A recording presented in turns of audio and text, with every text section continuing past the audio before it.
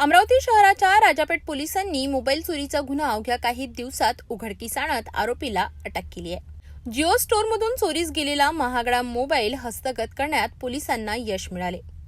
Rajapeth police station अंतर्गत mobile चोरीचा गुन्हा उघडकीस आला। फिर्यादी अनुज ओंकारराव चौरे हे गुलशन प्लाझा अमरावती येथील जिओ स्टोअरमध्ये खासगी नोकरी करतात।